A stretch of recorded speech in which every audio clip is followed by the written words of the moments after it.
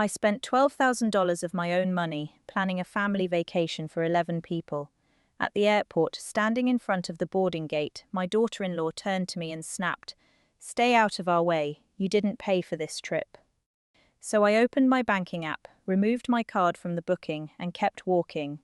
When they scanned their tickets 20 minutes later, the gate agent's screen flashed one word: unpaid. I am 60 years old, and I have learned that generosity, when it is never once acknowledged, has a way of quietly curdling into something closer to resentment, no matter how much you tell yourself you're simply being a loving mother.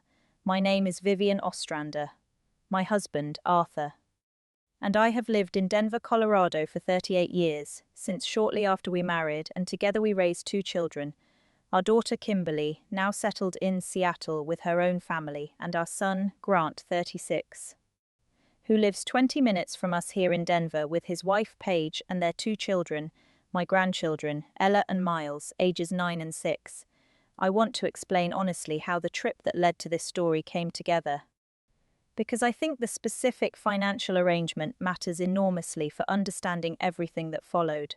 For Arthur's 70th birthday this past spring, I decided to plan something significant, a 2-week family vacation to Maui, bringing together all 11 of us. Arthur and me, Grant, Paige and their 2 children, Kimberly and her husband Devon with their 2 teenagers, and my own younger sister, Renata, who has been like a second grandmother to all the grandchildren since Arthur's own siblings passed years ago. I planned every detail of that trip myself over nearly 4 months, researching properties, comparing flight options across all 11 travelers, coordinating a beachfront rental large enough to comfortably house everyone, arranging activities that would work for both the teenagers and the younger children. And I paid for the overwhelming majority of it myself, using savings I had specifically set aside over several years for exactly this kind of milestone celebration, just over $12,000 covering the rental property. 6 of the 11 flights including Grant's, Paige's and their children's tickets, and a significant portion of the planned activities and meals for the full 2 weeks. I want to be honest that I did not plan to keep this arrangement secret. Nor did I frame it at any point as some kind of gift requiring effusive gratitude. I simply handled the logistics the way I have handled most significant family gatherings over the past several decades, quietly, competently. Because I genuinely enjoy the work of bringing my family together, and because I have frankly always had more disposable income available for this kind of thing than Grant and Paige currently do. Given that they are still several years into paying down student loans and a mortgage on their first home, the tension, when I look back on it now, began building in the weeks leading up to the trip itself. Though I did not fully register it as tension at the time, choosing instead to interpret each individual moment charitably, the way I think most mothers instinctively do when it comes to their own children, Paige, in particular, began. Over the 6 weeks preceding our departure, taking an increasingly prominent role in how the trip was discussed among friends and extended family, in ways that subtly but unmistakably repositioned her as its primary organizer rather than its beneficiary. She posted on social media several times about the incredible trip we planned for the family, with captions that made no mention of my involvement, let alone the specific financial arrangement underlying it. She spoke, at a dinner with her own parents that Grant later mentioned to me in passing, about treating everyone to Maui. Language that Grant, notably, did not correct at the time and that I chose, again, not to make an issue of telling myself it was a minor, understandable exaggeration born of genuine excitement rather than any deliberate attempt to claim credit that wasn't hers. I want to be honest about why I let these small moments accumulate without addressing them directly. Part of it, certainly, was a desire to avoid unnecessary conflict in the weeks leading up to what I hoped would be a joyful, harmonious family celebration, but a larger part of it, I think, reflects a pattern I have quietly maintained throughout most of my adult life, a deep discomfort with drawing attention to my own generosity, a lifelong habit of giving quietly and assuming that the giving itself, rather than any explicit acknowledgement of it, would be sufficient. The morning of our departure arrived, all 11 of us gathering at Denver International Airport for our early flight to Maui. Everyone laden with luggage and the particular excited energy that accompanies the start of a long-anticipated family vacation. I had arrived early, as I typically do, Wanting to make sure the check-in process for our large group went as smoothly as possible, personally handling the initial documentation since I had, after all, been the one who'd actually completed the bookings. The incident that reshaped everything happened at the gate itself, roughly 40 minutes before boarding, in a moment I did not see coming despite, in retrospect, the accumulated weeks of small signals that should perhaps have prepared me for it. I had stepped slightly ahead of the group, moving toward the gate agent's counter to confirm some final seating details for the children, when Paige, apparently frustrated by what she perceived as me moving too slowly or somehow obstructing the group's own progress toward the boarding line, said something to me that I do not believe I will ever fully stop hearing, even months later. "Vivian, can you just stay out of our way for a second?" she said, her voice carrying an edge sharp enough that several nearby travelers glanced over. "You didn't even pay for this trip. You don't need to be running point on everything." I stood there, holding my own boarding pass, in the middle of a busy airport terminal, absorbing a sentence that was, on its face, so factually inaccurate. I had paid for the overwhelming majority of the very trip we were both standing in line for, that for a long moment I genuinely could not process how to respond. "Paige," I said, finally, keeping my voice as level as I could manage given the public setting.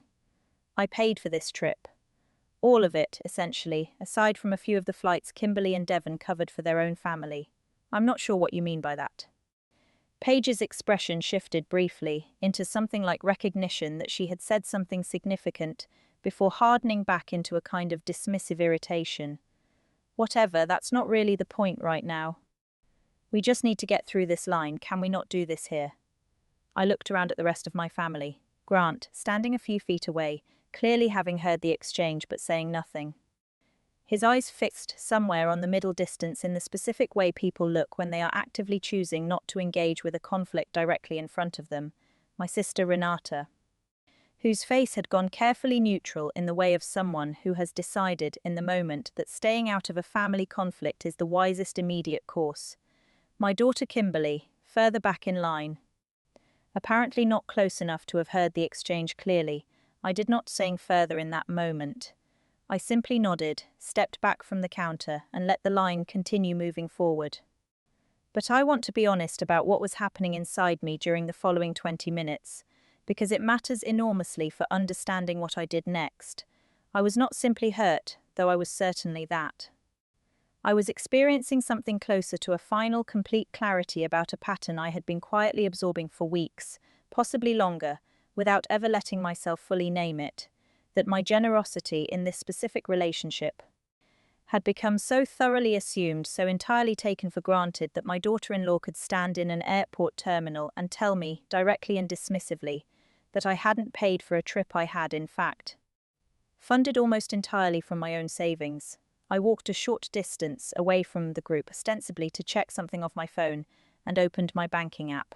I want to explain, carefully and honestly, the exact mechanics of what I did next, because I think the specific reasoning matters for understanding both the decision itself and its consequences.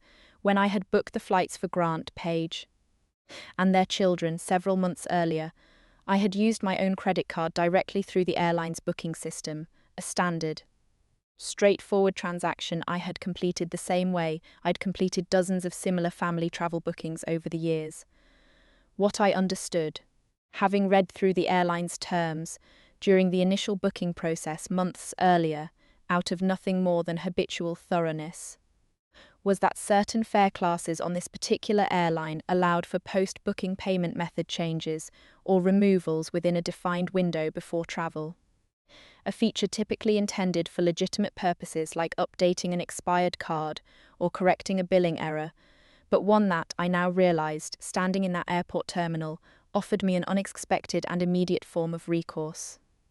I opened the airline's app, navigated to the booking confirmation for Grant, Paige, and their children's return flight, the outbound flight, I noted with a certain grim clarity, having already been used for check-in purposes, and therefore not subject to the same payment verification process, and found the option to modify payment details on the return leg of their journey, a change I had, without fully planning to in advance, apparently left myself the technical ability to make. I want to be honest about my state of mind in that moment, standing near a gate at Denver International Airport, phone in hand.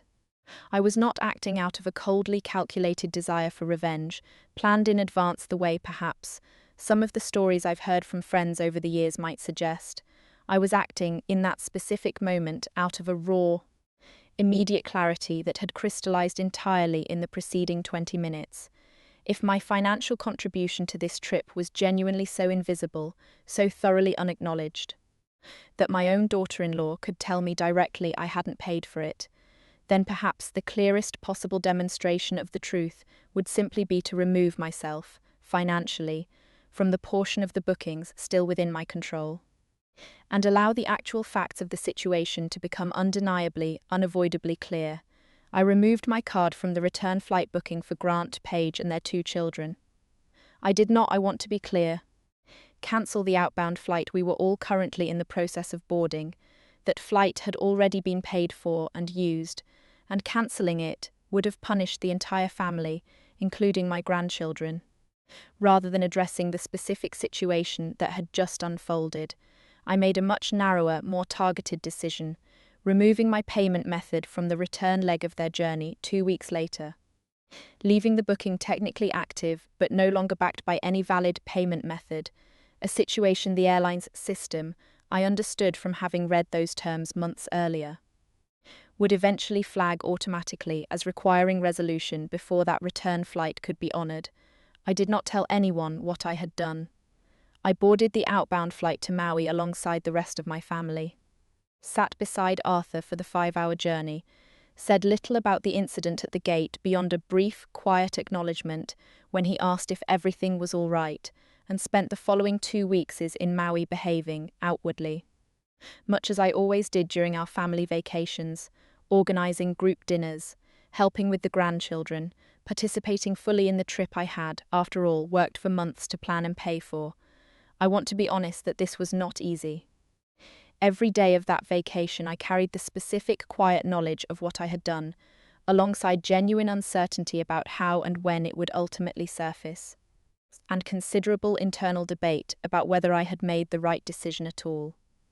Arthur, sensing something was weighing on me, though I had not yet told him the specifics, asked me directly on our 5th night in Maui, sitting on the rental home's back deck after the children had gone to bed. "Vivian, something's been sitting with you since the airport. What happened?" I told him everything. Paige's comment, the specific words she'd used, and finally, quietly, what I had done with the return flight payment method. Arthur was quiet for a long moment after I finished, and I braced myself, genuinely uncertain how he would respond, for either strong disapproval or, alternatively, an urging to simply undo the change quietly before anyone discovered it. "Vivian," he finally said, "I've watched you plan every major family gathering for the better part of 3 decades. I've watched you pay for things quietly, arrange things carefully, and rarely, if ever, ask for so much as a thank you in return. I think what Paige said at that gate was cruel, and honestly, I think it reflects something that's been building for longer than either of us has wanted to fully acknowledge. I don't think what you did was vindictive. I think it was the first time in years you've actually insisted, in a concrete way, that your contribution to this family be seen clearly for what it actually is. I appreciated Arthur's support, though I want to be honest that it did not fully resolve the anxiety I continued to carry throughout the remainder of the trip about exactly how the eventual discovery would unfold, and what it might mean for my relationship with Grant, Paige, and most importantly to me, my access to my grandchildren going forward. The discovery happened exactly as I had, on some level, expected it might. At the return gate, 2 weeks later, as Grant, Paige, and their children attempted to check in for their flight home to Denver. I was standing nearby with the rest of the family, having already completed my own check-in process, when I noticed Paige's expression shift from casual pre-boarding distraction into visible confusion as she stared at her phone, apparently attempting to pull up their boarding passes. "That's weird," I heard her say to Grant. "It's saying there's an issue with our booking, something about an unpaid balance. That doesn't make sense. This was booked months ago." Grant approached the gate agent's counter, and I watched, from a short distance away, as a conversation unfolded that I understood, with a complicated mixture of vindication and genuine discomfort. Was about to reveal exactly what I had done 2 weeks earlier. "I'm sorry, sir," I heard the gate agent explain, "but it looks like the payment method associated with this return booking was removed several days after your outbound travel. The system flagged the reservation as requiring payment resolution before boarding can be authorized.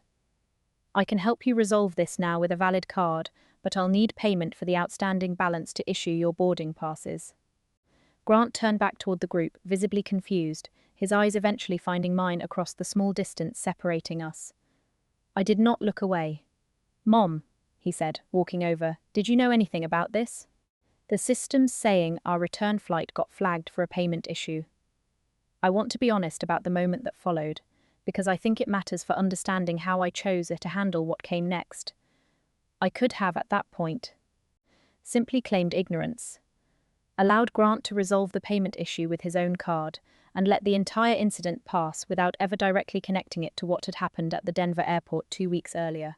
Some part of me, in the immediate moment, genuinely considered doing exactly that, uncomfortable with the confrontation I understood, was likely to follow if I told the truth, but I thought, in that brief moment, about Paige's words at the original gate, "You didn't even pay for this trip," and about the weeks of quiet, accumulated invisibility that had preceded them, and I decided, finally, that the truth deserved to be spoken directly, rather than allowed to simply resolve itself through Grant quietly covering an unexpected charge without ever understanding why it had occurred. "I removed my card from your return booking," I said, keeping my voice level, aware that several family members, including Paige, were now close enough to hear clearly. 2 weeks ago, at the gate in Denver, right after Paige told me I hadn't paid for this trip. The color drained visibly from Paige's face as the full weight of what I'd said registered. "You did what?" Grant said, his voice caught somewhere between disbelief and a rising, uncomfortable understanding. "Grant." "I paid over $12,000 for this trip," I said. "Nearly all of the flights for you and your family, the entire rental property, the vast majority of our activities and meals for 2 weeks. I did this happily. Because I love this family, and I wanted to give your father a meaningful 70th birthday celebration. And in the middle of an airport terminal, in front of strangers. Your wife told me to stay out of the way because I hadn't paid for any of it. Vivian, I didn't mean it like that," Paige said, her voice smaller now than I had heard it in the entire 2 weeks of our vacation. "I was just stressed about the line, I wasn't thinking clearly." "I understand stress can make people say things carelessly," I said. "But Paige, I've watched, over the past several weeks, as you've described this trip to friends and family as something you and Grant planned and paid for, without once mentioning my involvement. I let that go, more than once. Because I didn't want to create unnecessary tension before what I hoped would be a joyful trip. But standing at that gate, hearing you say directly, to my face, that I hadn't paid for any of it. That was the moment I finally understood that my generosity in this specific relationship has become so completely assumed that its actual reality no longer seems to matter to you at all." Grant, to his credit, did not immediately rush to defend Paige, instead standing quietly for a long moment, processing what was clearly a significant, uncomfortable recalibration of events he had witnessed, but not fully absorbed at the time they occurred. "Mom," he finally said, "I heard what she said at the gate in Denver. I should have said something then, and I didn't. And I think some part of me has been letting Paige take credit for things you've done for this family for a while now. Longer than just this trip, because it was easier than having a difficult conversation with her about it. I'm sorry, genuinely." Grant resolved the payment issue with his own card, allowing the family to board the return flight without further incident, though the remainder of that journey home passed in a strained, largely silent atmosphere that stood in sharp contrast to the celebratory energy of our departure 2 weeks earlier. It has been 4 months now since that return flight home from Maui, and I want to tell this part of the story honestly, because I believe it deserves an honest accounting rather than a simple, tidy resolution. Grant and I have had several difficult, necessary conversations since that trip, conversations more honest, in many ways, than anything we had managed to discuss in the several preceding years. He acknowledged, over the course of these conversations, a pattern he had not previously let himself fully examine. a tendency to avoid confronting Paige directly about moments of disrespect toward me, choosing instead the easier path of quiet accommodation. A pattern that had, over time, allowed those moments to accumulate into the specific painful incident at the airport gate. "I think I convinced myself," he told me. During one particularly honest conversation over coffee, about 6 weeks after our return, that staying quiet in those moments was keeping the peace. But I think what it actually did was teach Paige that treating you that way had no real cost. Because I was never willing to push back on it directly. Paige and I have had one direct conversation since the incident, initiated by her roughly 2 months after our return. A conversation I want to describe honestly because I believe it reflected genuine, if incomplete, growth on her part. She acknowledged, without excessive excuse-making, that her comment at the gate had reflected a broader pattern of minimizing my contributions to the family, one she attributed, in part, to her own complicated feelings about financial dependence on in-laws. Feelings, she admitted, she had never fully examined or discussed honestly with Grant before they surfaced, unfortunately, in a public, hurtful way at an airport terminal. I do not believe our relationship has been fully restored to whatever baseline existed before that trip, and I want to be honest that I am not certain it should be, exactly, restored to that same baseline, given that the baseline itself, I now understand, involved a considerable amount of quiet, unacknowledged invisibility on my part that I no longer wish to simply accept as the price of maintaining family harmony. I have, since that trip, begun a practice I did not previously maintain. When I contribute significantly to family expenses, I now say so, directly and without excessive apology, rather than quietly absorbing costs and hoping the gesture itself will be sufficient acknowledgement. This has felt, in the month since, considerably more uncomfortable than my previous habit of quiet generosity, but also, I have come to believe, considerably more honest, both for myself and for the family members who benefit from my contributions. Arthur's 70th birthday celebration, despite everything that unfolded during it, remains, in many ways, a trip I am genuinely glad we took. The time with my grandchildren, the 2 weeks with my sister and daughter's family, the specific memory of Arthur's face on the morning of his actual birthday, surrounded by nearly everyone he loves most in the world. I have found in the month since that I can hold both the genuine joy of that trip and the painful clarity of what happened at that airport gate as simultaneously true, without either one cancelling out the other. I am 60 years old. I have spent most of my adult life finding genuine joy in giving quietly to the people I love, without much thought toward whether that giving was fully seen or acknowledged. I learned, standing at a gate in Denver International Airport, exactly how thoroughly that quiet generosity can become invisible, even to the people who benefit most directly from it, if it is never once insisted upon being seen clearly.